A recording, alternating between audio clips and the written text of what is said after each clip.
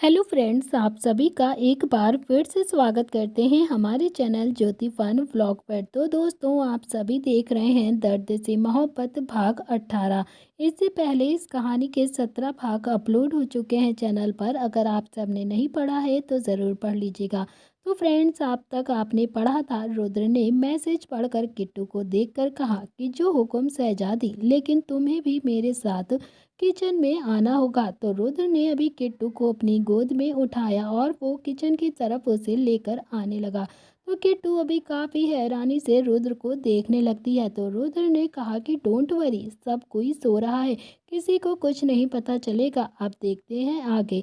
नील जब अवनी के कमरे में गया तो उसने देखा कि अवनी ने अभी अपने सारे कपड़े बेड पर फैलाकर रखे थे। अवनी कपड़े अरेंज कर रही थी। नील कमरे में आ गया तो अवनी को एकदम से महसूस हो गया कि वो नील ही है। और अवनी ने नील की तरफ बिना देखे ही कहा कि आइए आइए, आपका ही तो इंतज़ार था। तो नील के फेस पर भी एक स्माइल आ जाती है। नील ने कहा कि सच्ची। तो नील अभी अवनी के बेड पर आकर लेट गया, जहाँ पहले से ही अवनी ने अपने कपड़े बिखार के रखे थे। तो अवनी को थोड़ा सा गुस्सा आ गया और उसने नील का हाथ पकड़कर जोर से झटकते हुए उसे उठाकर कहा कि मुझे मेरे कपड़े अरेंज करने दीजिए। जाइए नील यहाँ से आप। तो नील ने अभी अवनी को चिढ़ते हुए देखकर कहा कि तुमने आज कपड़ों का बाजार क्यों लगा कर रखा है? वैसे ये अपने सारे कपड़े पहनती कब हो तुम?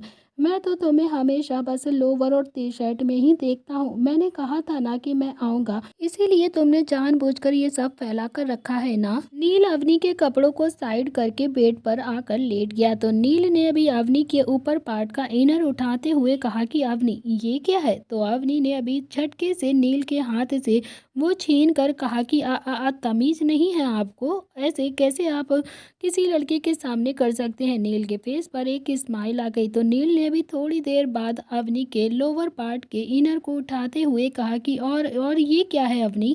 तो अवनी ने अभी नील से अपनी इनर छीनते हुए कहा कि नील, आप कुछ ज़्यादा ही बेशर्म हो गए हैं।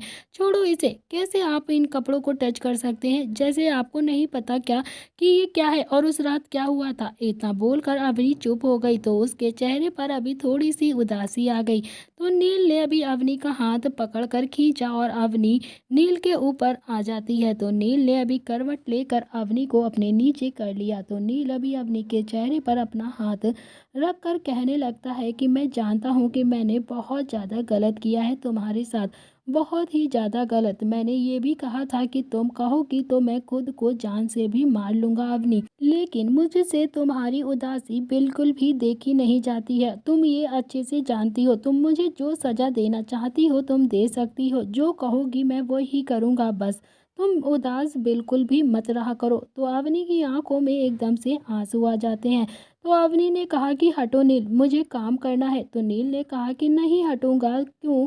क्यों हटूं मैं, जब तक तुम मुझे बताओगी नहीं कि तुम इतना ज़्यादा उदास क्यों हो? क्या हुआ है बताओ मुझे अवनी। तो सुबह तो तुम बिल्कुल ठीक थी, तो अभी तुम्हारी आंखों में आंसू कैसे? तब अभी अवनी की आंखों में एक आंसू बहता है। तो अवनी ने कहा कि मैंने मेरे पीरियड्स मिस कर दिए हैं। तो नील ने काफ़ी हैरानी से कहा। तो अभी अवनी ने उसे देखते हुए कहा कि तो यह है कि मैं भी आई एम प्रेग्नेंट। तो नील एकदम से शॉक्ड से उठकर वहां से जाने लगा। तो अवनी ने अपने दोनों हाथों से नील का हाथ पकड़कर पूछा, अब कहाँ जा रहे हो जनाब? तो नील ने कहा कि वो दादी से मिलने के लिए। तो अवनी ने पूछा कि इस टाइम क्यों? तो नील ने कहा कि दादी से कह दूंगा कि जितनी जल्दी हो सके मुझे तुमसे शादी करनी है। अवनी ने कहा कि ऐसे कहोगे आप उनसे जाकर? दादी अभी आपसे 10 सवाल पूछेंगी तो क्या जवाब दोगे आप उन्हें? तो नील ने कहा कि वही वही कहूंगा जो सच है। बता दूंगा उन्हें कि मैं कितना बड़ा जानवर हूँ। मैंने उनकी नाजुक सी अवनी के साथ कितना कुछ कर दिया है और उसे इस हालत में पहुंचा दिया है। तो अवनी ने अभी नील का हाथ नहीं छोड़ा था। तो अवनी ने नील को अभी सोफे पर बैठाते हुए कहा कि आप यहाँ पर बैठिए और रिलैक्स हो जाइए, इतना ज़्यादा टेंशन लेने की ज़रूरत नहीं है। अवनी ने अपने आंसुओं को साफ करते हुए कहा कि आपको मुझे संभालना चाहिए, लेकिन मुझे आपको संभालना पड़ता है। क्या करूँ मैं आपका? नील अभी भी काफ़ी ज़्यादा उदास बैठा हुआ था। तो अवनी अभी टेंशन में नील के सामने चक्कर लगा रही थी। अवनी ने कहा कि नील, आप ऐसे उदास होते हैं ना तो मुझे बिल्कुल भी अच्छा नहीं लगता है और ना ही मुझे आप ऐसे अच्छे लगते हैं। मैंने आपको माफ़ कर तो दिया है ना, फिर भी आप अपने आप को एकदम से ब्लेम कर के रहे हैं। आपने तो वो सब कुछ जानबूझकर नहीं किया था ना, कितनी बार समझाऊं मैं आपको। नील ने गहरी सांस लेकर कहा कि तुम्हारे माफ़ करने से मेरी गलती कम नहीं होती है अवनी। गलती तो गलती होती है ना, मानो या फिर ना मानो, मैंने तुम्हारे साथ गलत तो किया है और वो भी बहुत ज़्यादा गलत। तुम मुझे प्यार करती हो इसीलिए तुमने मेरी गलती को माफ़ कर दिया है अवनी, लेकिन मैं खुद को कभी भी माफ़ नहीं कर पा रहा हूँ। तभी नील ने अभी एक नज़र अवनी को देखा तो अवनी के बैक सूट पर रेड रेड कलर के डॉट लगे हुए थे। तो नील ने एकदम से हैरानी से कहा कि अवनी, शायद तुम्हें पीरियड्स हो गए हैं। तो अवनी ने अभी खुद को मिरर से देखा तो वो 100 की स्पीड से बाथरूम में भागकर चली गई। इधर रुद्र किट्टू को गोद में लेकर किचन में आ गया और किचन की स्लैब पर उसे बैठा दिया। तो किट्टू भी बड़े ही आराम से अलती पलती मारकर वहां पर बैठी हुई थी और रुद्र को खाना बनाते हुए देख रही थी। रुद्र ने किट्टू की तरफ देखकर एक स्माइल पास की और कहने लगा, खरगोश, ऐसे देखोगी तो मुझसे कंट्रोल नहीं होगा और मैं कंट्रोल नहीं कर पाऊंगा। तो किट्टू ने अभी थोड़ा गुस्से से रुद्र को देखा तो रुद्र ने फिर से एक मुस्कुराहट के साथ कहा, गुस्से से देखोगी तो भी कंट्रोल नहीं करूंगा, समझी ना। तो किट्टू ने अभी रुद्र की तरफ से अपना मुंह गुस्से से फेर लिया। तो रुद्र ने फिर से अभी एक स्माइल के साथ कहा कि मुंह फेर लोगी तो भी नहीं, तब तो मैं लिमिट ही क्रॉस कर दूंगा। तो किट्टू ने हैरानी से रुद्र को देखा, जैसे पूछना चाह रही हो तो मैं क्या करूं, तुम ही बता दो। तो रुद्र ने अपना माथा किट्टू के माथे पर लगाकर कहा कि बस तुम खुश रहो, हंसती मुस्कुराती रहो। इतना कहकर रुद्र ने किट्टू के माथे को किस कर दिया और फिर रुद्र किट्टू के होठों की तरफ धीरे से झुक रहा था कि रुद्र किट्टू को अभी लिप किस कर पाता। उससे पहले ही दोनों को अजीब सी खुशबू आई। तो रुद्र ने कहा कि ओह, मेरे चावल तो जल गए। तो रुद्र जल्दी से अभी गैस के पास चला गया और किट्टू जोर जोर से हंसने लगी। तो निहाल भी अभी गार्डन में बैठा हुआ था और अपने फोन के साथ टाइम पास कर रहा था। तभी गार्डन में घूमता हुआ शुभ आ जाता है। शुभ ने निहाल को देखा और हैरानी से पूछा, भैया आप यहाँ पर क्या कर रहे हो। तो निहाल ने कहा कि दो मजनू ऊपर गए हैं, उन्हीं को वेट कर रहा हूँ, और क्या यार। तो शुभ ने कहा कि अगर दादी को पता चल गया ना, तो निहाल ने कहा कि तो मैं भाग जाऊंगा और वो दोनों ही पीटेंगे। शुभ ने कहा कि निहाल भैया, वैसे तुम्हारी कबूतरी कैसी है। तो निहाल ने अभी शुभ को घूर कर देखा और फिर एक स्माइल के साथ कहा कि बहुत ही सुंदर। शुभ को अब निहाल को छेड़ने का मौका नहीं मिला था। तो शुभ ने कहा कि भैया यहाँ कहाँ वेट कर रहे हैं आप चलिए मेरे साथ मेरे कमरे में। तो निहाल अभी शुभ के कमरे में चला गया और निहाल शुभ के कमरे में बैठ गया और मन ही मन कहने लगा कि जाना था नव्या के कमरे में और आ गया यहाँ शुभ के कमरे में। तभी नव्या शुभ के कमरे में धनधनाती हुई आ जाती है और बोली, शुभ मुझे ना अपना लैपटॉप दिखा दो प्लीज़। नव्या की नज़र अभी निहाल पर पड़ती है तो उसने हैरानी से कहा कि निहाल जी, आप यहाँ, दादी को पता है। शुभ ने कहा कि निहाल भैया क्या, अवनी के कमरे में नील भैया और किट्टू के कमरे में रुद्र भैया भी तो है। तो नव्या ने अभी कमेंट पास करते हुए कहा कि अच्छा, तो राम लक्ष्मण और हनुमान सीता मैया से मिलने के लिए यहाँ पर आए हैं। तो निहाल ने भी हाँ में अपनी गर्दन हिला दी। नव्या भी शुभ के कमरे में बैठ गई और वो तीनों ही आपस में बातें करने लगे। तो निहाल ने कहा कि दिशा कहाँ पर है। तो नव्या ने कहा कि वो ना मेरे कमरे में है, तो अकेले में बहुत ज़्यादा डरती है, इसीलिए दादी ने उसे मेरे साथ रहने के लिए कहा है और उसे भी मैं बुलाकर लेकर आती हूँ। वो भी हम सबके साथ बैठ जाएगी ना, तो उसका भी मन बहल जाएगा। तभी थोड़ी देर में नव्या दिशा को बुलाकर लेकर आ जाती है। निहाल ने दिशा को एक स्माइल पास की और दिशा ने भी निहाल को। तो चारों अभी बातें कर रहे थे, लेकिन दिशा जो चुपचाप से बैठकर उनकी बातें सुन रही थी। तभी शुभ ने कहा कि यार अब तो भूख लग रही है, नव्या जा कुछ बनाकर लेकर आना प्लीज। तो नव्या ने अभी हंसते हुए कहा कि किचन में तो रुद्र भाई भाभी के लिए फ्राइड राइस बना रहे हैं, जो थोड़े से उनसे मांग भी रहे हैं। ये सुनकर शुभ की आंखें अभी और भी ज्यादा बड़ी हो गई और उसने कहा कि रुद्र भाई किचन में, क्या मजाक कर रही हो तुम, मुझे नहीं लगता। तभी निहाल ने कहा कि नहीं, मजाक नहीं कर रही है, सच कह रही है, रुद्र किचन में ही होगा और किट्टू के लिए फ्राइड राइस बना रहा होगा। अवनी चेंज कर कर अभी बाहर आई तो नील अभी बालकनी में उदास खड़ा चांद को निहार रहा था। अवनी ने जाकर पीछे से नील को अपने गले लगा लिया। तो अभी अवनी अब थोड़ा सा टेंशन फ्री हो गई थी। अवनी ने धीरे से कहा कि आई लव यू नील, अवनी आपसे बहुत ज़्यादा प्यार करती है। नील ने अभी कोई भी रिएक्शन नहीं किया तो अवनी ने कहा कि क्या हुआ नील, अभी भी आपका मूड खराब है क्या? देखो मेरी तरफ देखो प्लीज़। तो अवनी ने नील को थोड़ा सा अपनी तरफ घुमाया तो नील की आंखों में आंसू आ गए थे, जिसकी वजह से उसकी आंखें एकदम से लाल हो गई थी। तो अवनी को अगले ही पल काफ़ी ज़्यादा गुस्सा आ गया था। अवनी ने नील का हाथ पकड़कर उसे सोफे पर बैठाते हुए खुद अपने घुटने के बल बैठ गई और फिर अवनी ने नील की आंखों से आंसू को साफ करते हुए कहा कि क्या आपको हो क्या है नील, नील आप प्लीज़ ऐसे रिएक्ट क्यों कर रहे हैं? क्या चाहते क्या हैं आप मुझसे? प्लीज़ मुझे बताइए, मैं आपको ऐसे टूटते हुए नहीं देख सकती हूँ।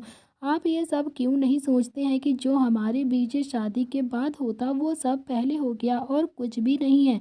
आप खुद को इतना ज़्यादा ब्लेम क्यों करते हैं? तो अवनी ने अभी अगले ही पल अपने दोनों हाथों से नील के चेहरे को अपने हाथों में लिया और एक सेकंड में नील का पूरा चेहरा चूम डाला।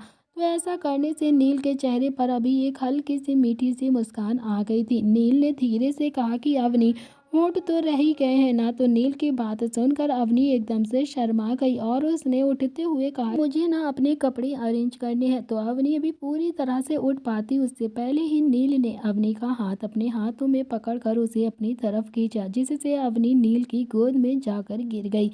तो अवनी शर्म के मारे अभी नील को देख ही नहीं रही थी और नील तो बस अभी अवनी को ही देखे जा रहा था। नील ने मन ही मन सोच रहा था कि अवनी मुझसे कितना ज़्यादा प्यार करती है और उसने मेरी इतनी बड़ी गलती को भी इतने आराम से माफ़ कर दिया।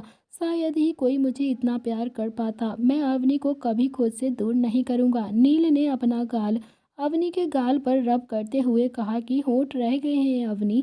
तो अवनी ने शर्म के मारे नील की तरफ देखा ही नहीं। तो नील ने फिर से धीरे से कहा कि अवनी सुनो ना, अभी होठ रह गए हैं। तो अवनी ने अभी भी कुछ नहीं कहा और वो बस नज़र झुकाए नील की गोद में बैठी रही। नील ने फिर से धीरे से कहा कि अवनी मैं खुद ही किस कर लूँ क्या? तो अवनी ने अभी भी कुछ नहीं कहा। तो नील ने एक मीठी सी मुस्कान देकर अपने होठ अवनी की गर्दन पर रख दिए और अवनी के मुंह से एक गहरी सांस निकल गई। तो नील ने अभी अवनी की गर्दन को सक करना स्टार्ट कर दिया। तो अवनी ने भी अपने हाथ नील की गर्दन पर लपेट दिए। थोड़ी देर गर्दन को सक करने के बाद नील अभी अवनी के होठों को किस करने लगता है। तो नील ने अभी बिना किस ब्रेक किए ही अवनी को गोदी से उठाकर खड़ा कर दिया और उसे बेड पर लेकर आ गया। तो नील ने अवनी को अभी बेड पर लेटा दिया और उन दोनों की किस अभी भी कंटिन्यू ही थी। नील ने 10 मिनट के बाद अवनी के होठों को छोड़ दिया और अवनी अभी लंबी लंबी सांसें ले रही थी और नील के चेहरे पर अभी काफ़ी अच्छी गहरी मुस्कान थी। तो नील ने अभी अवनी की टी शर्ट का गला नीचे करने लगा। तो अवनी ने अभी नील का हाथ पकड़ लिया और अपनी गर्दन नाक में हिला दी। तो नील ने अभी अवनी का हाथ पकड़कर उसे बेड से लगाकर कहा कि जो मेरा है उसे तो मैं लेकर ही रहूँगा, तुम मुझे चाहकर भी नहीं रोक सकती। नील ने अवनी की टी शर्ट नीचे की और अपने होठ अवनी के सीने पर बने हुए टैटू पर रख दिए। तो नील अभी बड़े ही प्यार से अपने नाम का टैटू सक कर रहा था और अवनी की सिसकियाँ निकल रही थी। तो नील ने अभी अवनी के हाथों को पकड़ा हुआ था और टैटू सक किए जा रहा था। तो अवनी अभी सिसकियाँ काफ़ी तेज तेज ले रही थी और अपनी हील्स बेड पर रगड़ रही थी। तभी अवनी से अभी बर्दाश्त नहीं हो रहा था और वो अपने हाथों को नील के हाथों से छुड़ाना चाहती थी, लेकिन नील तो उसके हाथों को छोड़ ही नहीं रहा था। वो तो बस कंटिन्यू अपनी हील्स बेड पर रगड़े रही थी, लेकिन फिर भी नील ने अभी भी उसके टैटू को सक करना नहीं छोड़ा। तो अवनी से अब बिल्कुल भी बर्दाश्त नहीं हुआ। तो उसने भारी आवाज़ में कहा कि नील, नील प्लीज़ छोड़ दीजिए। नहीं नील प्लीज़ छोड़ दीजिए ना, बहुत ज़्यादा दर्द हो रहा है। तो नील ने अभी धीरे से अपने होंठ टैटू से हटाए और अवनी के होंठों पर अपने होंठ रख दिए। नील अब बारी बारी से अवनी के लोअर लिप पर किस कर रहा था और सक किए जा रहा था। तो अवनी भी अभी काफ़ी ज़्यादा मदहोश हो रही थी। तो 7 मिनट के बाद नील ने अवनी के होंठों को छोड़ा और अवनी ने अभी गहरी सांस लेकर कहा कि नील अब तो छोड़ दीजिए ना, प्लीज़ प्लीज़ नील, अब नहीं, अब छोड़ दीजिए हमें। तो नील ने अभी अवनी की कंडीशन समझ ली थी और फिर नील ने अवनी के माथे पर छोटी सी किस किया और उसके बराबर में आकर लेटकर उसे छोड़ दिया। तो अवनी को भी उसने अपने ऊपर लेटा लिया था। अब जाकर अवनी के अंदर थोड़ी सी सांस आई थी और उसके दिल में थोड़ा सा सुकून भी भर गया था। नील ने कहा कि आई एम सॉरी अवनी, उस रात के लिए प्लीज़ हमें फिर से माफ़ कर दो। अवनी ने अपनी भारी सांसों को कंट्रोल करते हुए कहा कि नील, आपकी ज़बरदस्ती तो मैंने बर्दाश्त कर ली, लेकिन आपका प्यार अब मुझसे बर्दाश्त नहीं होगा। प्लीज़, कैसे बर्दाश्त करूँगी मैं आपका प्यार।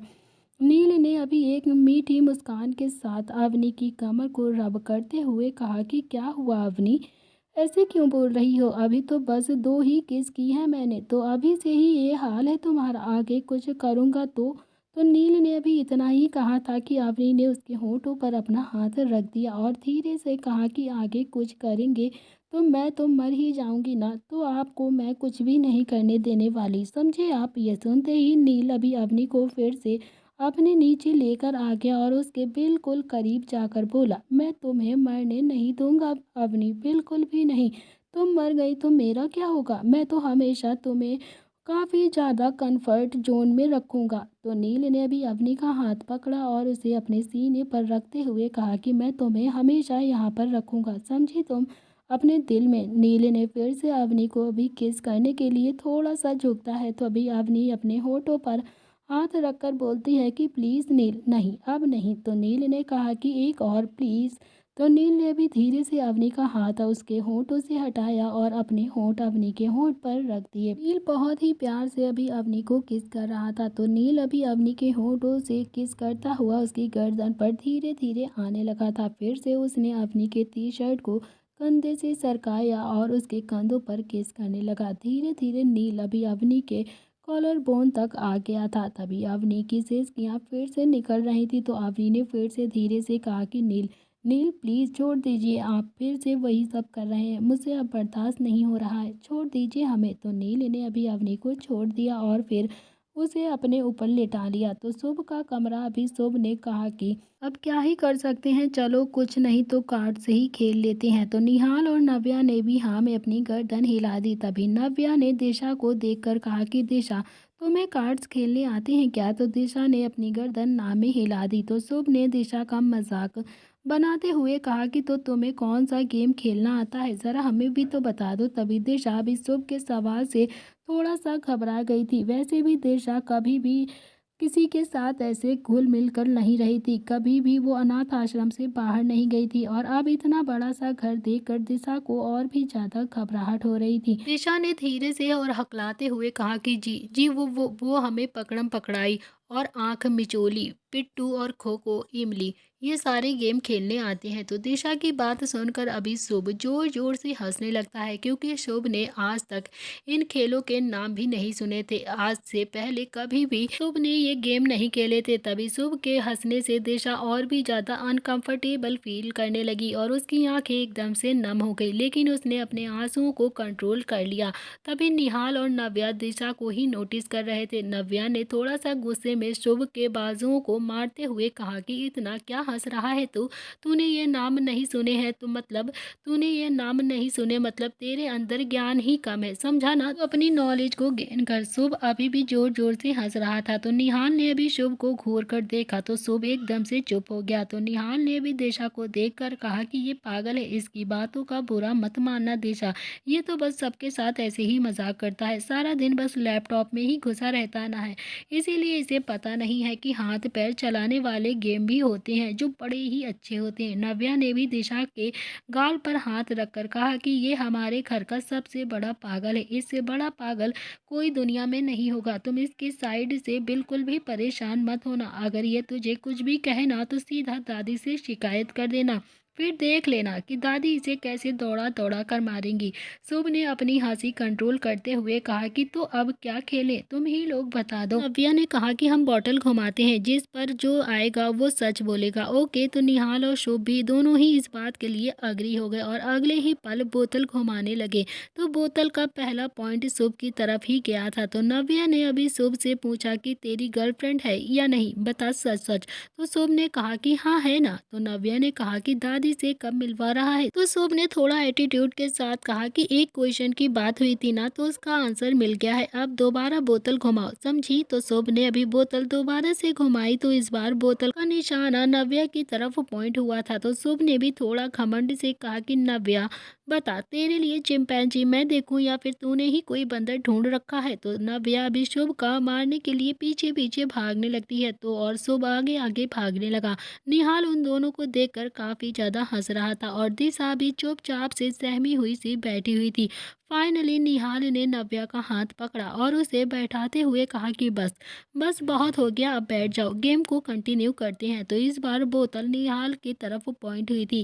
तभी नव्या ने भी दिशा से कहा कि दिशा, तुम्हें निहाल जी से कुछ पूछना है तो तुम पूछ लो। तो दिशा ने कहा कि मुझे तो कुछ नहीं पूछना है निहाल जी से। शुभ ने थोड़ा सा हंसते हुए कहा कि कुछ तो पूछना ही होगा ना दिशा, कुछ भी पूछ लो तुम निहाल से, तो निहाल भैया सारे सवालों का जवाब अच्छे से दे देते हैं, है ना भैया। तो दिशा ने अभी थोड़े सा हिम्मत करते हुए हकलाते हुए कहा कि निहाल भैया, क्या आप मुझे कल अनाथ आश्रम छोड़कर आएंगे। तो दिशा के मुंह से ये सवाल सुनकर निहाल, शुभ और नव्या फिर से हंसने लगे और फिर उसने निहाल को देखकर कहा कि निहाल भैया, क्या आप कल दिशा को अनाथ आश्रम छोड़कर आएंगे, जरा बता दीजिए। तो शुभ के ऐसे हंसने से दिशा और भी ज्यादा सहम गई थी और निहाल और नव्या ने फिर से शुभ को घूर कर देखकर कहा कि, और शुभ ने अपनी हंसी फिर से कंट्रोल कर ली। तो निहाल ने अभी थोड़ा सा सीरियस होते हुए कहा कि तुम्हें यहाँ पर अच्छा नहीं लग रहा है क्या दिशा, जो तुम वापस से वहाँ अनाथ आश्रम में जाना चाहती हो, यहाँ कोई प्रॉब्लम है क्या तुम्हें, तो हमें बताओ, हम उसे सॉल्व करेंगे। तो दिशा ने अभी नम आंखों से कहा कि नहीं नहीं, बस बस हमें यहाँ से जाना है। तो नव्या ने गुस्से से शुभ को देखा और शुभ की हंसी अभी भी कंट्रोल नहीं हो रही थी। तो निहाल ने कहा कि कुछ दिन यहाँ पर रुक जाओ ना दिशा, फिर हम तुम्हें छोड़कर वहाँ पर आ जाएंगे। तो दिशा ने हाँ में अपनी गर्दन हिला दी। बोतल दोबारा से घूमी और इस बार दिशा पर पॉइंट हुई थी। तो निहाल ने दिशा से पूछा कि तुम्हारे गले में ये चैन बचपन से ही है क्या। तो शुभ ने अभी बीच में ही हंसते हुए कहा कि हाँ दिशा, या फिर ये तुम्हारे बॉयफ्रेंड ने तुम्हें गिफ्ट दिया है, सच में ये काफी ज्यादा एक्सपेंसिव लग रही है। अब तो निहाल और नव्या ने अपने सर पर अपना हाथ रख लिया, जैसे कह रहे हो कि शुभ ये कभी भी नहीं सुधरने वाला, क्या करें हम इसका। तभी दिशा ने थोड़ा सा हकलाते हुए कहा कि निहाल भैया, ये मेरे मम्मी पापा ने दी है, ये बचपन से ही मेरे पास है और किसी ने कोई गिफ्ट नहीं दिया है हमें कभी भी। ये सुनकर शुभ और भी ज़्यादा हंसने लगा और कहने लगा कि मम्मी पापा, अच्छा तो दिशा तुम हकलाती हो, जरा ये बता दो कि तुम हकलाती क्यों हो। अब तो दिशा से कुछ भी बर्दाश्त नहीं हुआ और उसके आंसू बहने लगे और वो वहाँ से चुपचाप से खड़ी होकर नव्या के कमरे में चली गई। उसके जाते ही नव्या ने शुभ को मारना शुरू कर दिया और शुभ हंस रहा था और नव्या उसे मारी जा रही थी। तभी निहाल ने नव्या को पीछे से पकड़ लिया और निहाल की गर्म सांसें नव्या की गर्दन पर पड़ती हैं तो एक सेकंड के लिए नव्या की शरीर में एकदम से सिरहन दौड़ गई और उसने खुद को छुड़ाते हुए कहा कि देखा आपने निहाल जी, आपने देखा ना कि ये कैसे दिशा को परेशान कर रहा था, उसको कितना ज़्यादा इसने परेशान किया है, अब इसकी शिकायत ज़रूर करूंगी दादी से। तभी दिशा जब कमरे में जा रही थी तो रुद्र ने उसे किचन से देख लिया था। रुद्र ने राइस प्लेट में सर्व किए ही थे कि तभी शुभ ने एक कटोरी पास करते हुए कहा कि भैया थोड़े से जरा इसमें भी डाल दो, मैं भी खा लूँगा। तो रुद्र ने अभी किट्टू की तरफ देखा तो किट्टू ने अभी पलकें झपकाई जैसे कह रही हो कि हाँ डाल दो। तो शुभ ने अभी अपनी हंसी कंट्रोल करते हुए कहा कि अच्छा, होम मिनिस्टर से परमिशन लेकर ही डालेंगे आप। तो रुद्र ने अभी शुभ को गुस्से से देखा और फिर थोड़ी सी राइस शुभ को दे दिए। तभी थोड़ी देर के बाद नव्या ने भी एक कटोरी पास करते हुए कहा कि भैया भैया ज़रा थोड़े से राइस इसमें भी डाल दीजिए। तो रुद्र ने अभी थोड़े से उसमें भी दे दिए। तो निहाल भी अभी किचन में आ गया था और फिर निहाल ने भी कहा कि जब सबको बांटा जा रहा है तो मुझे भी चखाई दो कि कैसा बना है। तो रुद्र ने अभी थोड़े से निहाल को भी राइस दिए। तभी तीनों राइस खाने लगे और रुद्र तीनों को घूर रहा था। तो किट्टू भी अभी इस लैंप पर बैठी उन तीनों को ही देख रही थी। रुद्र ने नव्या को देखकर कहा कि नव्या दिशा को अपने जैसा ही बना दो ना। शुभ ने हंसते हुए कहा कि अपने जैसा मतलब नालायक। तभी नव्या ने शुभ की कमर पर अपना एक पंच मारा। तभी रुद्र ने हाथ बांध कर नव्या को देखते हुए कहा कि नव्या, दिशा के अंदर कॉन्फिडेंस डेवलप करो, उसका ड्रेसिंग सेंस सुधारो। वो और किट्टू दोनों ही कल से कॉलेज जाएंगी, ठीक है? ये जिम्मेदारी तुम्हारी है। वो दोनों ही अपनी अपनी पढ़ाई कंटिन्यू करेंगी। रुद्र ने फिर से शुभ को देखकर कहा, कल तुम दोनों का एडमिशन करा देना, समझे ना? और हाँ, कल से तुम ऑफिस आ रहे हो, कोई भी बहानेबाजी नहीं चाहिए मुझे। कल तुम ऑफिस में मुझे मिलना। तो शुभ ने कहा कि भैया, मैं तो अभी 22 साल का भी नहीं हुआ हूँ और आप कह रहे हो कि मुझे ऑफिस ज्वाइन करना है। तो निहाल ने अभी राइस खाते हुए कहा कि रुद्र तो 17 साल का था तब इसने अपना ऑफिस ज्वाइन कर लिया था, तो तू तो फिर भी अभी 22 साल का होने वाला है ना? तो रुद्र ने अभी नव्या की तरफ देख कर कहा कि और तुमने क्या सोचा है, अब क्या करोगी नव्या? तो नव्या ने कहा कि मैं भी ऑफिस ज्वाइन करूंगी भैया। ये सुनकर निहाल तो एकदम से खुशी से पागल हो गया था। तो रुद्र ने कहा कि नहीं, तुम अभी अपनी मास्टर कंप्लीट करो। शुभ ने हंसते हुए कहा कि भैया, लेकिन उसके लिए तो नव्या को पढ़ना पड़ेगा ना? तो नव्या के अभी बस की नहीं है ये सारी चीज़ें। और हाँ, अगर इसने गलती से भी ऑफिस ज्वाइन कर लिया तो बिजनेस तो डूबने ही वाला है। अब तो नव्या ने थोड़ा सा शुभ का गला पकड़ कर कहा कि नव्या ने शुभ का गला दबाते हुए कहा कि देख, मार डालूंगी तुझे अगर तूने ऐसा किया। देखा ना अपने भैया कितना ज़्यादा बोलता है, ये बहुत ज़्यादा बोलने लगा है। आज तो मैं इसे जान से मार कर ही रहूंगी। तो रुद्र ने अभी मुस्कुराते हुए नव्या का हाथ पकड़कर शुभ के गाल से हटाया और सब बातें ही कर रहे थे कि तभी नील भी वहां पर आ गया। नील ने देखा कि सब राइस खा रहे थे तो नील अभी किचन में गया और बोला, दादी आ गई, दादी आ गई। सब छुप गए, लेकिन नील ने अभी मौके का फायदा उठाया और जल्दी से रुद्र के राइस की प्लेट लेकर ऊपर जाने लगा। और थोड़ी देर बाद सबने देखा तो दादी वहां पर नहीं आई थी। रुद्र ने नोटिस किया कि नील उसकी राइस की प्लेट उठाकर लेकर भाग गया है। तभी रुद्र ने अपने दोनों हाथ गुस्से से अपनी कमर पर रख लिए, जैसे कह रहा हो कि यार, अब मैं क्या खाऊंगा, ये तो पूरी प्लेट ही लेकर भाग गया। रुद्र को देखकर अभी सब ज्यादा हंसने लगते हैं। किट्टू की तो हंसी रुक ही नहीं रही थी। किट्टू को हंसता हुआ देखकर रुद्र का गुस्सा एक सेकंड में ही छूमंतर हो गया। रुद्र को गुस्से में देखकर अभी सब ने धीरे धीरे से अपनी कटोरी किचन में रखी और वहां से निकल गए। तो रुद्र ने अभी किट्टू की तरफ देखकर कहा कि तो अब हम क्या खाएंगे? तो किट्टू ने अभी फ्रिज में से आइसक्रीम निकालते हुए पलकें झपका दी। तो रुद्र ने किट्टू के हाथ से आइसक्रीम ली और उसके कान में धीरे से बोला कि हाँ, लेकिन मेरे तरीके से खाएंगे हम। ये सुनकर किट्टू का चेहरा भी लाल हो गया और अगले ही पल रुद्र ने किट्टू को अपने गोद में उठा लिया और दोनों ही अपने कमरे में आ गए। तो रुद्र अभी सोफे पर बैठा था और किट्टू रुद्र की गोद में। रुद्र ने आइसक्रीम किट्टू के होंठों पर लगाई और उसे सक कर लिया। तो रुद्र के ऐसा करने से किट्टू को अभी बहुत ज़्यादा शर्म आ रही थी, लेकिन फिर भी उसने अपनी शर्म को झटकाते हुए रुद्र को गुस्से में देखा और फिर जैसे कहना चाहती हो कि मैंने आपको माफ़ नहीं किया है। तो रुद्र ने अभी आइसक्रीम किट्टू के गाल पर लगाई और फिर उसे सक कर लिया। तो रुद्र ने अभी धीरे से कहा कि अब तो मुझे तुम्हारी माफ़ी चाहिए ही नहीं, जो चाहिए है वो तो मैं लेकर ही रहूँगा। तो किट्टू ने फिर से रुद्र को गुस्से में देखा और रुद्र ने आइसक्रीम किट्टू की चीन पर लगाई और उसे भी सक कर लिया। रुद्र ने कहा कि तुम्हारा गुस्सा और तुम्हारी नाराज़गी दोनों पे ही मुझे प्यार आता है, पर मैं क्या करूं? तो इसीलिए गुस्सा मत किया करो, वरना रुद्र यहाँ पर नहीं रुकेगा। किट्टू गुस्से में अभी रुद्र की गोद से उठकर बालकनी में चली गई। तो रुद्र ने पीछे से जाकर किट्टू को गले लगा लिया। रुद्र ने अपनी गर्म सांसें किट्टू की गर्दन पर छोड़ दी। तो रुद्र के ऐसा करने से किट्टू की बॉडी में एकदम से हलचल होने लगती है, लेकिन उसने अपने आप को जल्दी से कंट्रोल कर लिया। तो रुद्र ने अभी किट्टू की टी शर्ट का गला थोड़ा कंधे तक ही सरकाया था और रुद्र ने किट्टू के कंधे पर अपनी आइसक्रीम लगाकर उसे भी सक करने लगा। अब तो किट्टू से बर्दाश्त ही नहीं हुआ और उसने झटके से पलटकर रुद्र को गले लगा लिया और किट्टू के ऐसा करने से रुद्र के चेहरे पर भी एक स्माइल आ गई और रुद्र का एक हाथ किट्टू की कमर पर था और एक हाथ किट्टू के सिर पर था और वो धीरे धीरे से उसके बालों को सहला रहा था, जैसे उसे शांत करने की कोशिश कर रहा हो। तभी रुद्र ने किट्टू को कसकर अपने गले लगा लिया और थोड़ा सा उसे ऊपर उठाकर घुमा दिया। तो थोड़ी देर बाद रुद्र ने उसे बेड पर लेटा दिया और किट्टू उसके नीचे थी और वो उसके ऊपर। उसने अपना माथा किट्टू के माथे से लगाकर कहा कि प्लीज़ माफ़ कर दो। तो किट्टू ने ना में अपनी गर्दन हिला दी। तो रुद्र एक मुस्कुराहट के साथ अपना गाल किट्टू के गाल पर लगाते हुए बोला कि कितना झूठ बोलती हो खरगोश।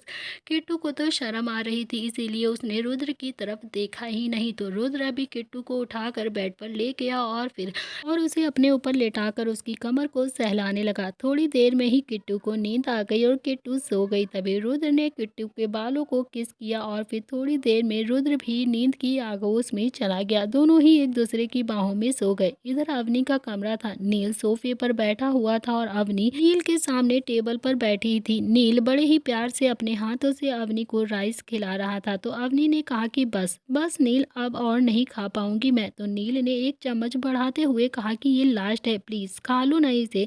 तो अवनी ने कहा कि नील, आपने इतना सारा हमें खिला दिया है कि आप सच में हम कुछ भी नहीं खा पाएंगे।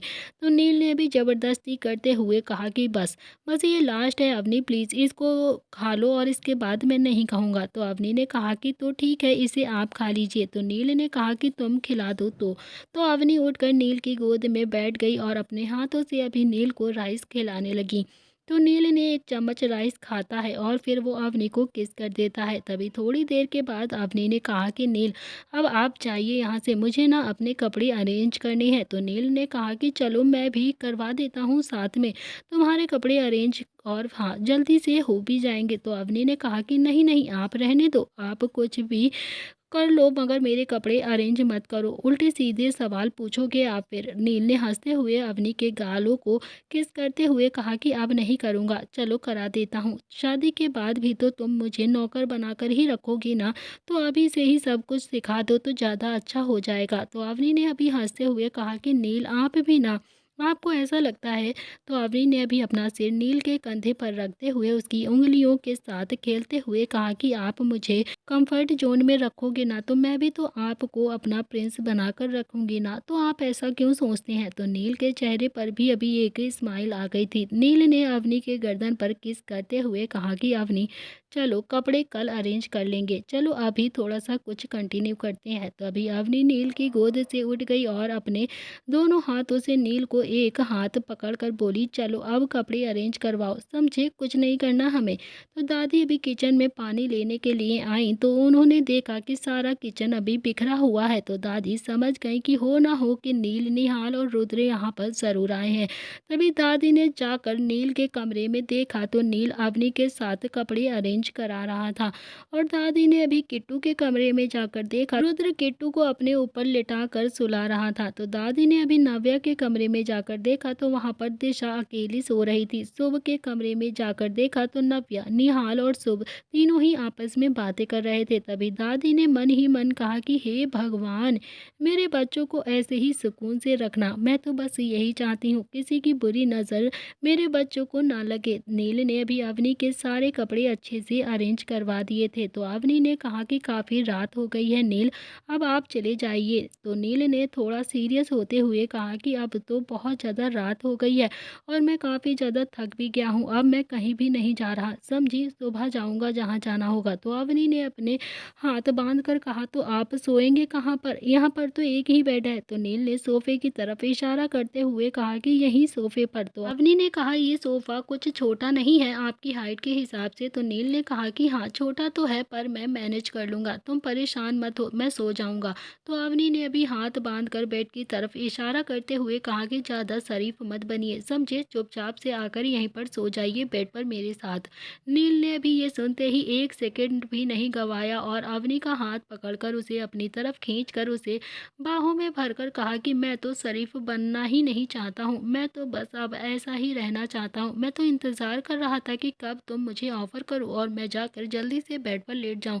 तो अवनी ने अभी हंसते हुए नील के सीने पर मारते हुए कहा कि नील, आप भी ना बहुत ज़्यादा शैतान हो गए हैं। तो नील ने अभी एक सेकेंड अवनी को अपनी गोद में उठा लिया और बेड पर लेकर आ गया। तो अवनी ने अभी नील के कंधे पर अपना सिर रख लिया और दोनों ही एक दूसरे की बाहों में ऐसे ही नींद के आगोश में चले जाते हैं। इधर अभी सुबह का वक्त हो चुका था। तीनों दादी के उठने से पहले ही प्रताप हाउस से निकल जाना चाहते थे, मगर तीनों अभी सुबह सुबह चुपचाप से गेट तक ही जा पाए थे कि तभी दादी ने उन्हें पीछे से आवाज देकर कहा कि अब आ गए हैं तो फिर तीनों ही नाश्ता भी करके जाइए, ऐसे क्यों जा रहे हैं आप तीनों ही। तभी तीनों एकदम से पलट गए और नजरें नीचे करके खड़े हो गए। तो दादी ने अभी थोड़ा सा सख्ती से कहा, इतनी शर्म नहीं करते हो तुम तीनों जितनी मेरे सामने दिखाते हो, समझे। तो तीनों को एकदम से हंसी आ रही थी, पर वो तीनों ही हंस नहीं रहे थे। तीनों ही चुपचाप से नजरें झुकाए नीचे खड़े थे और कुछ भी नहीं कह रहे थे। अगर कोई कुछ कहता तो अभी फोड़ा जाता, इसीलिए सब डाइनिंग टेबल पर आकर नाश्ता कर रहे थे।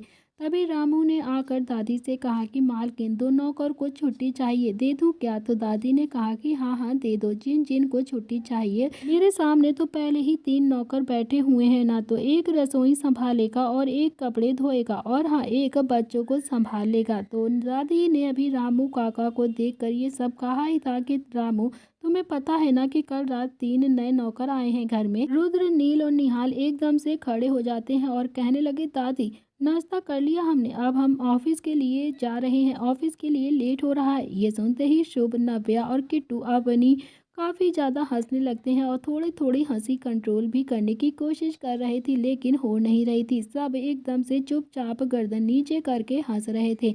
तो दादी ने अभी थोड़ा गुस्से में देखकर कहा कि कोई लेट नहीं हो रहा है, बैठो ना बैठो, आराम से खाना खाकर जाओ। तीनों फिर से चुपचाप से डाइनिंग टेबल पर बैठकर खाना खाने लगते हैं। तभी वहां पर दादाजी भी डाइनिंग टेबल पर आ जाते हैं। तो दादी ने भी दादाजी को देखकर कहा कि संजय के पिताजी, मैं सोच रही हूँ कि अवनी के पेरेंट्स से नीलकंठ के रिश्ते की बात कर ली जाए। तो ये सुनकर अभी अवनी को थोड़ा सा गुस्सा आ गया था। अवनी ने गुस्से में कहा कि दादी जी, मैं किसी नीलकंठ से शादी नहीं करूंगी, प्लीज़ मुझे नहीं करनी नीलकंठ से शादी। मैंने आपको सब कुछ पहले ही बता दिया है, फिर भी आप मेरी शादी अभी किसी नीलकंठ से कराना चाहती हो। ऐसा कैसे कर सकती हो आप दादी, प्लीज़ आप कुछ तो रहम खाओ मेरे ऊपर। अगले ही पल अवनी की आंखों में आंसू आ गए और वो डाइनिंग टेबल से उठकर अपने कमरे की तरफ चली गई। तो अवनी के जाते ही अभी सब जोर जोर से हंसने लगते हैं। दादी ने नील को इशारा किया और फिर नील अवनी के कमरे में चला गया। तो अवनी अभी बेड पर पेट के बल लेटकर रो रही थी और नील उसे गेट से खड़ा होकर देख रहा था। तो नील ने कहा कि क्या हुआ अवनी, तुम ऐसे रो क्यों रही हो, क्या हुआ, दादी ने कुछ गलत कह दिया क्या। नील की बात पर अवनी को और भी ज़्यादा गुस्सा आ गया और उसने सोचा कि नील कैसे उसे किसी और का होता देख सकता है। उसने अपने पास पड़े हुए टेडी बियर को उठाकर नील की तरफ देखते हुए कहा कि आपको नहीं पता मुझे क्यों रोना आ रहा है और मैं क्यों रो रही हूँ। दादी, मेरी शादी अभी किसी नीलकंठ से कराने के लिए तैयार बैठी हैं और आप हो कि आप हमसे पूछ रहे हो। आपको तो जैसे कोई फर्क ही नहीं पड़ रहा हो, उल्टा आप मुझसे पूछ रहे हो कि मैं क्यों रो रही हूँ। तो अवनी अभी बेड से खड़ी हो गई और उसने नील को पॉइंट करते हुए कहा कि अगर अगर कोई भी नीलकंठ मेरी तरफ मेरे लिए बारात लेकर आया न, तो भगवान कसम चिंता नहीं छोड़ूंगी, मैं उसे जान से ही मार दूंगी। अगर मुझसे शादी करने के लिए कोई भी नीलकंठ और वीलकंठ आया तो समझे आप, मैं बस आपसे शादी करूंगी और किसी से नहीं। इतना कहकर अवनी फिर से रोने लगी, लेकिन नील के चेहरे पर अभी एक काफ़ी अच्छी मुस्कान के साथ सुकून आ गया था। उसकी अवनी उससे इतना ज़्यादा प्यार करती थी। तभी नील ने अवनी को धीरे से अपने गले लगाकर उसका सिर सहलाते हुए कहा कि चुप हो जाओ अवनी प्लीज़। अवनी ने भी अभी नील को कसकर गले लगाया हुआ था और सुबकते हुए बोली, मैं सच कह रही हूँ नील, मैं आपके अलावा किसी से भी शादी नहीं करूँगी। आप प्लीज़ दादी को समझा दो, अगर मुझे शादी करनी है तो सिर्फ आपसे, वरना किसी से भी नहीं। तो नील ने अभी अवनी के बालों में अपना हाथ फेरते हुए कहा कि अच्छा ये बताओ कि मेरा पूरा नाम क्या है। तो अवनी ने अभी फिर से गुस्से में कहा कि आपका पूरा नाम कुछ भी हो, हमें आपके नाम से कोई भी मतलब नहीं है। मैं उस नीलकंठ से शादी नहीं करूंगी, कभी नहीं करूंगी। अगले ही पल अवनी को समझ आ गया था कि नील का पूरा नाम नीलकंठ है। अवनी नील से थोड़ा सा दूर हुई और उसने हैरानी से अपने हाथों को अपने मुंह पर रखते हुए कहा कि मतलब दादी मेरी और आपकी शादी की बात कर रही थी। ओह नो, मैंने ये क्या कर दिया, मुझे तो कुछ समझ ही नहीं आया। तभी नील ने अपनी गर्दन हाँ में हिलाते हुए उसे इशारे से कहा कि हाँ, हम दोनों की शादी की बात। तभी अवनी तो खुशी के मारे कमरे में उछल पड़ी और इधर उधर घूमने लगी। अपनी खुशी के मारे डांस करने लगी। अवनी ने एक्साइटमेंट होकर कहा कि नील, मतलब आप मेरे लिए बारात लेकर आएंगे? वाह, कितना अच्छा होगा, हमारी शादी होगी। नील, सच में हमारी शादी होने वाली है क्या? मुझे तो यकीन ही नहीं हो रहा है। दादी हमारी शादी की बात कर रही है? Yes yes yes yes. आज तो मुझे बहुत ज़्यादा खुशी हो रही है। तभी अगले ही पल अवनी ने नील को गले लगा लिया और नील ने अवनी की कमर को रब करते हुए कहा कि बस बस बस, मेरी टी शर्ट से अब नूसी मत लगा देना तुम। तो अवनी ने अपनी नाक नील की टी शर्ट में रगड़ते हुए कहा कि लगाऊंगी लगाऊंगी, बहुत बार लगाऊंगी, रोकना है तो रोक लीजिए। अब तो ये टी शर्ट भी मेरी है और ये टी शर्ट वाला भी मेरा है, समझे आप? तो नील ने कहा कि हाँ हाँ, अब तो तुम जो भी चाहती हो वही होगा। नील ने कहा कि अच्छा चोरनी, ये बताओ कि तुमने मेरी कितनी टी शर्ट चुराई है? तो अवनी ने नील के सीने पर उंगली चलाते हुए कहा कि 14। और परफ्यूम? नील ने अवनी का चेहरा थोड़ा सा ऊपर करते हुए पूछा। तो अवनी ने शर्माते हुए कहा कि 4। तो नील ने कहा कि क्या क्या चुराया है तुमने मेरा, बोलो मेरी चोरनी। तो अवनी ने अभी नील से अपनी नजरें चुराते हुए कहा कि एक घड़ी और एक वॉयलेट और शूज और एक शर्ट भी। तो नील ने अभी थोड़ा सा हंसते हुए कहा कि मेरे 4 इनर बियर भी तो गायब है, वो भी तुमने ही चुराए हैं क्या? तो अवनी ने थोड़ा सा हंसते हुए कहा कि नील आप भी ना। तो नील ने थोड़ा सा हंसते हुए कहा कि मेरे पास वैसे ही गिने ही चुने कपड़े होते हैं, उसमें से भी आधे तुम ही चुरा लेती हो, तो मैं क्या पहनूंगा? तो नील ने अभी अवनी के माथे को थोड़ा सा हल्की किस करते हुए खुश होकर कहा कि, तो अवनी ने खुशी के मारे अपने दोनों हाथ फैलाकर कहा कि इतनी सारी खुशी तो आज पहली बार ही मिली है। तो अवनी नील अभी बाहर आ गए थे डाइनिंग टेबल पर। तो अवनी अभी सबको चोर नजरों से देख रही थी, क्योंकि अभी अभी अवनी का सबके सामने पोपट बना था। तो दादी ने अभी दादाजी की तरफ देखकर कहा कि अवनी, इतना ज़्यादा शर्माने की ज़रूरत नहीं है तुझे, तो शादी के बाद तो रोज़ ही ऐसे पोपट बनता है ना संजय के पिताजी। तो दादाजी अभी दादी को देखकर थोड़ा सा हंसने लगते हैं। तो निहाल ने भी हंसते हुए धीरे से कहा कि दादी, तो दादाजी को भी तो नहीं छोड़ती होंगी आप? तो नाश्ता करने के बाद रुद्र ने भी नील की तरफ देखा और नील ने कहा कि दादाजी और दादी, मुझे और रुद्र को आपसे कुछ बात करनी है। चारों भी दादाजी के कमरे में चले गए थे और फिर रुद्र ने कहा कि दादी और दादा, दिशा आज से यहीं पर रहेगी हमारे साथ, वो अनाथ आश्रम में नहीं जाएगी। रुद्र ने भी दादाजी को सारी बातें बता दी थी। तो दादी ने कहा कि हे भगवान, इस बच्ची के साथ इतना सब कुछ हो गया और हमें पता ही नहीं चला। दादी जी ने कहा कि तुम बेफिक्र रहो बेटा, दिशा आज से हमारे घर पर ही रहेगी और हाँ, हमारी अमानत बनकर रहेगी ये। रुद्र अपने कमरे से बाहर जा रहा था कि वो वापस से आकर दादा और दादी की तरफ देखकर बोलता है कि दादी, मैं चाहता हूँ कि शुभ की शादी अब दिशा से हो जाए। इतना कहकर रुद्र और नील दोनों ही कमरे से बाहर निकल आए। लेकिन यह बात शुभ ने सुन ली थी जब रुद्र दादी और दादाजी से ये बोल रहा था। ये बात सुनकर शुभ को बहुत ज्यादा गुस्सा आ गया था रुद्र पर। तभी शुभ ने मन ही मन कहा कि मैं इस लड़की से कभी भी शादी नहीं करूंगा। भाई, मेरा कोई स्टैंडर्ड है भी या नहीं? मैं दिशा जैसी लड़की से कैसे शादी कर सकता हूँ? ना उसका कोई स्टैंडर्ड है, ना ही कुछ अता पता। मैं इस लड़की से कभी भी शादी नहीं करूंगा।